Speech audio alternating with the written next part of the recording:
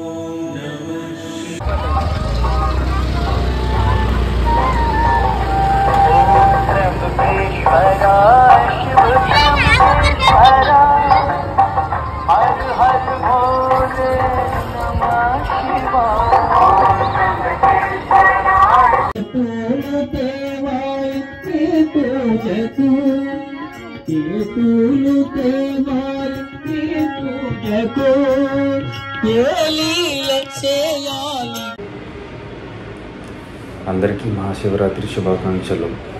శివ అంటేనే మంగళకరం, శుభప్రదం అని అర్థం. శివరాత్రి అనేది మంగళకరమైన, శుభప్రదమైన దినముగా చెప్తూ ఉంటారు.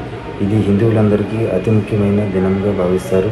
ఆ రోజున శివభక్తులందరూ వేకువజామున లేచి స్నానమాచరించి అత్యంత భక్తి శ్రద్ధలతో పూజలు చేస్తూ ఉపవాసం ఉంటారు. రోజంతా ఉపవాసం ఉంటారు, రాత్రంతా జాగారం ఉంటారు. ఈ మహాశివరాత్రి శీతాకాలం చివరిలో, వేసవికాలం మొదట్లో వచ్చే పాల్గొన మాసంలో 13 లేదా 14వ రోజుని మహాశివరాత్రిగా జరుపుతూ ఉంటారు. పురాణాలలో రకరకాలుగా ఈ మహాశివరాత్రి గురించి, ఆవిర్భావం గురించి చెప్తూ ఉంటారు. ఇది శివలింగం ఆవిర్భవించిన దినంగా చెప్తూ ఉంటారు. ఈ శివపార్వతుల వివాహం జరిగిన దినంగా కూడా దీన్ని జరుపుతూ ఉంటారు.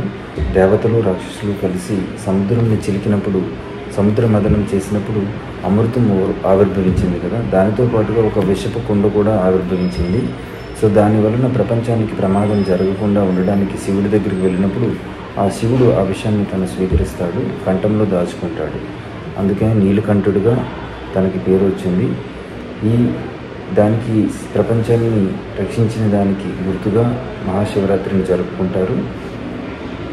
శివుడు ఆ రోజు పడుకోకుండా తాండవం చేస్తారని చెప్తూ ఉంటారు. శివుడు నిద్రపోతే ఆ విషయం శరీరానికి ప్రవేశించి ప్రమాదం జరిగే అవకాశం ఉంటుంది కాబట్టి రోజంతా కూడా జాగారం జరుపుకుంటారు.